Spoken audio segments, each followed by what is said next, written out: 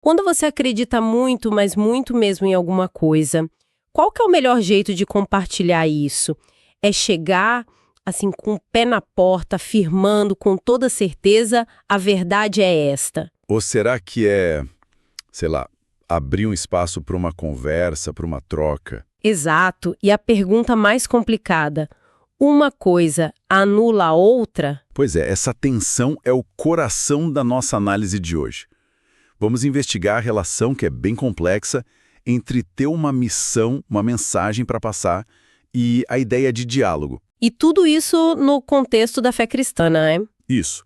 O material que a gente tem em mãos mergulha fundo nisso, para ver se dá para proclamar o que se chama de boas novas e, ao mesmo tempo, sentar para conversar de igual para igual. Faz todo sentido. Porque a gente vê que a ideia de dialogar com pessoas de outras fés virou tipo moda em alguns círculos, mas Mas gerou uma reação contrária fortíssima em outros. fortíssima. Especialmente entre evangélicos, parece que virou um campo minado. Nossa missão aqui é entender o que está realmente em jogo nesse debate todo. Exato. Ok, vamos desempacotar isso. Para começar, o material já joga na mesa duas posições que são, assim, o dia e a noite. Dois extremos. Totalmente opostos. De um lado, tem uma defesa fervorosa do que é chamado de a primazia da pregação. Exatamente. Essa visão, que no texto é representada pela figura do Dr. Martin Lloyd-Jones, é muito clara. Para ele, pregar é a coisa mais nobre e importante que alguém pode fazer? Ponto. E qual é a lógica por trás disso? O raciocínio é bem direto.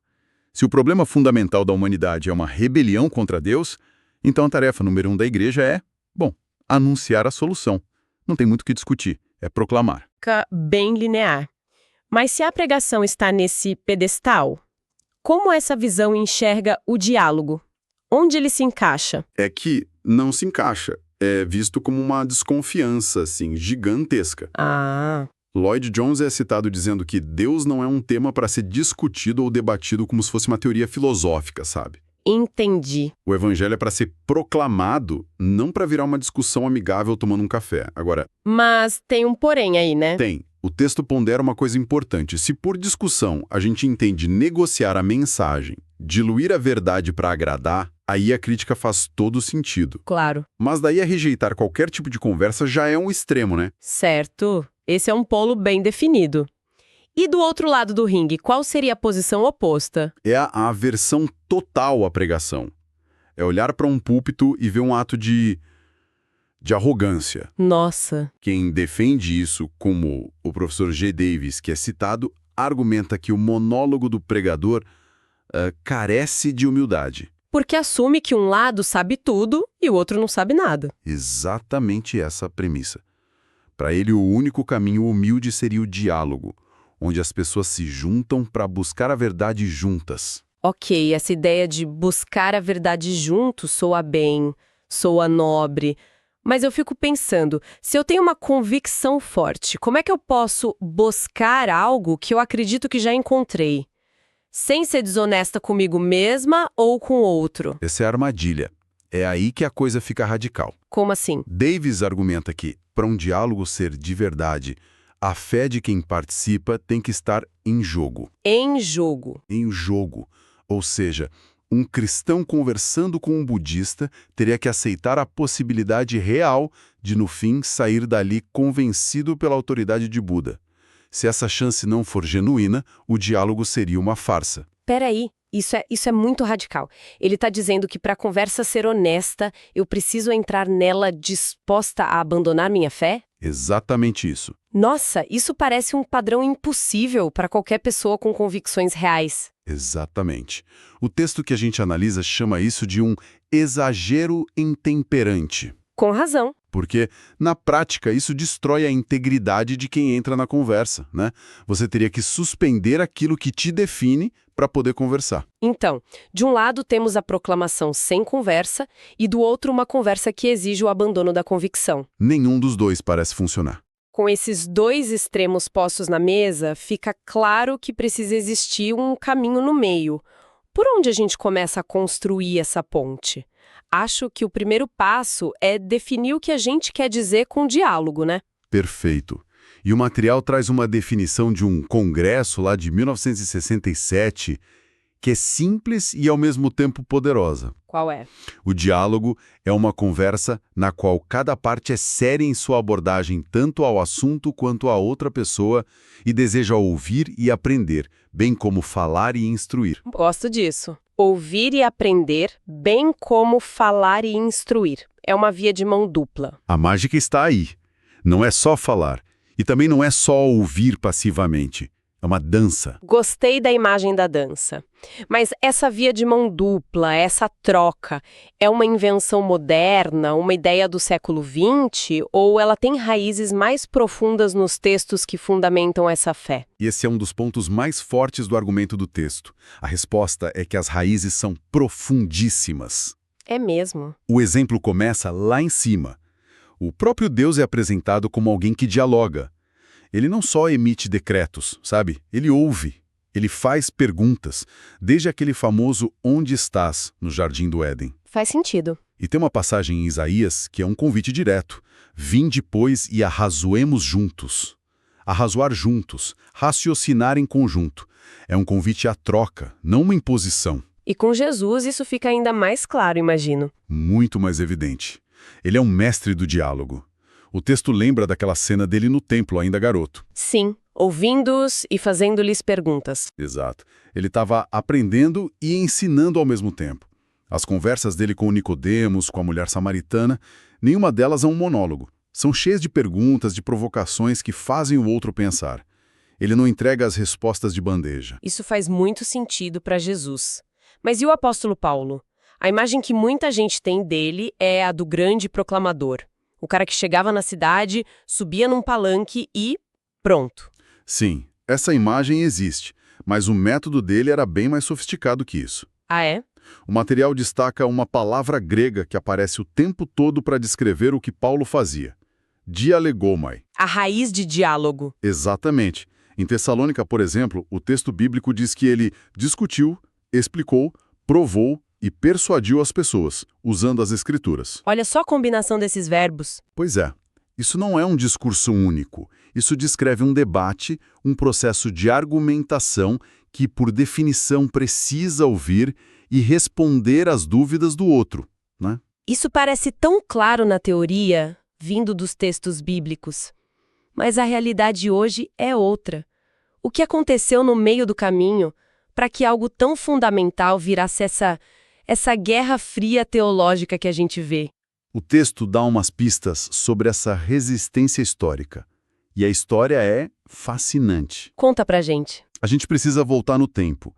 O texto nos leva para a Conferência Missionária de Edimburgo, em 1910. O clima ali era de um otimismo, assim, quase ingênuo. Em que sentido? A crença geral era que as outras religiões do mundo estavam com os dias contados, que iam desmoronar diante do avanço do cristianismo ocidental. Entendi. Só que aí vieram 2 guerras mundiais e aquele otimismo virou pó.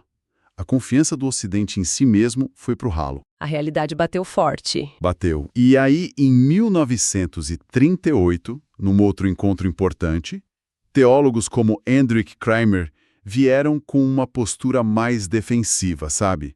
Falando de uma descontinuidade radical entre a revelação de Deus e as religiões humanas. Era um jeito de dizer: o que nós temos é único e não se mistura.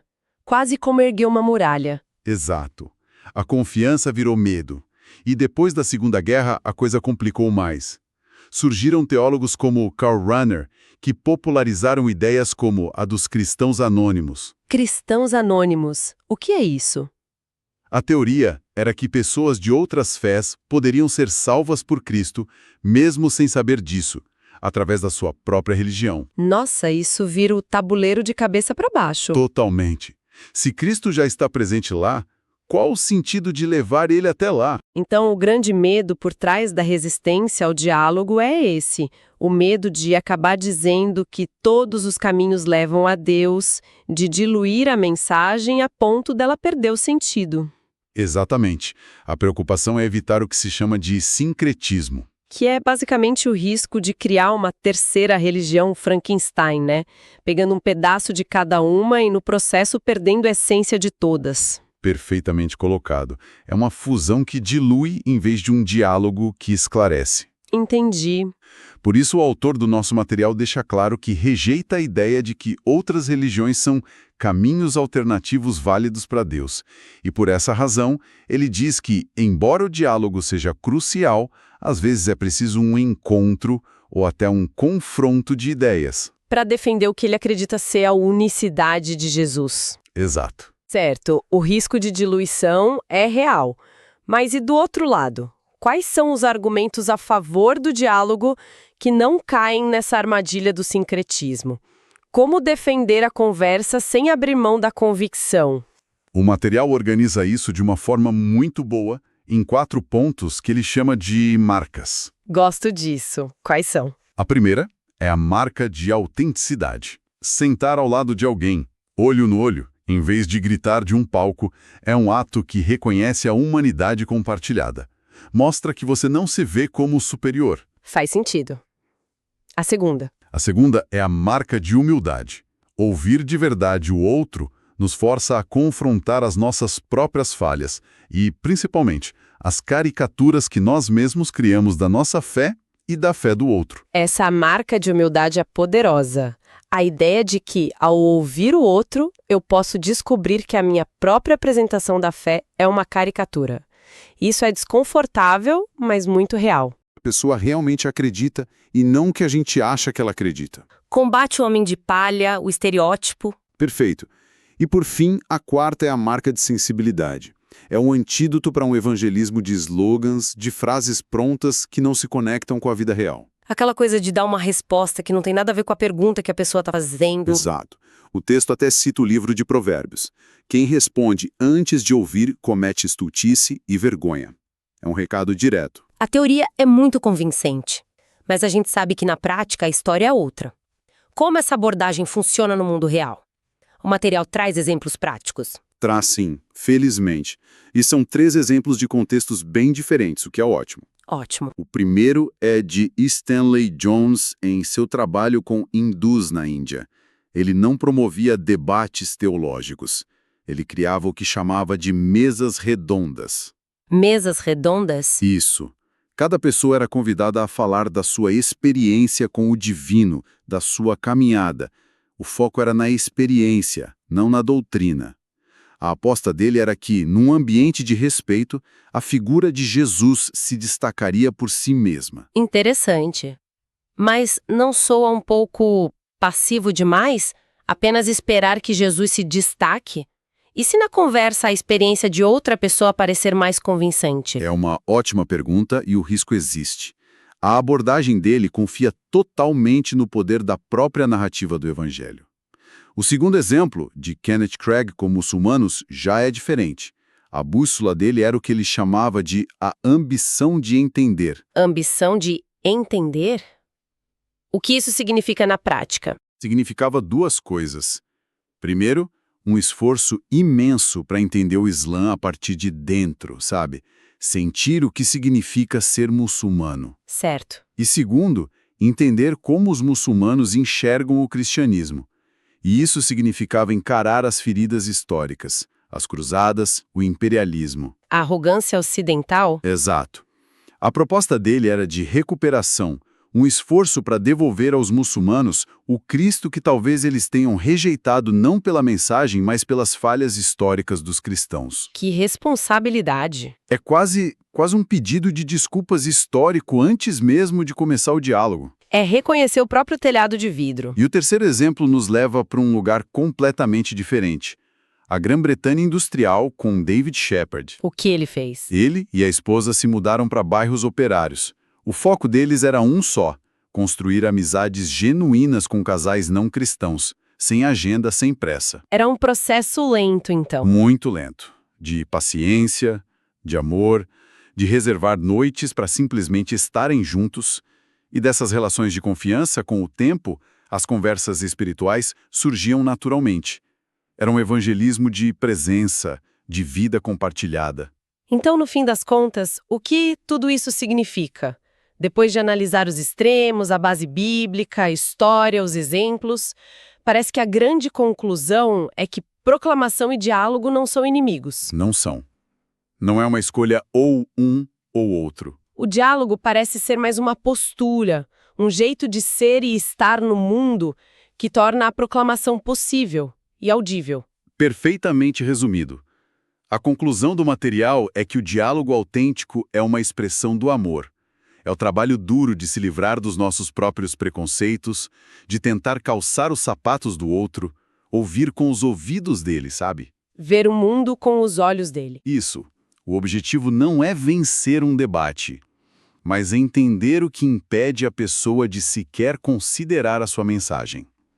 O texto usa uma imagem muito forte, é o desafio da encarnação. Que é sair da nossa bolha, da nossa zona de conforto, de slogans. E se envolver de verdade com os dilemas, dores e perguntas reais das pessoas. Isso nos deixa com uma provocação para pensar, né? Com certeza. Toda essa análise se concentrou no diálogo entre fés diferentes. Entre cristãos e não cristãos. Certo. Mas um pensamento que fica é: como esses mesmos princípios, ouvir com humildade, buscar autenticidade, agir com sensibilidade, abandonar as caricaturas, poderiam transformar as conversas dentro da própria comunidade de fé? Nossa, boa pergunta. Especialmente hoje num mundo tão rachado por divisões teológicas, políticas, culturais. Exatamente. Talvez o maior desafio do diálogo não seja com quem está do lado de fora, mas com quem está sentado no mesmo banco.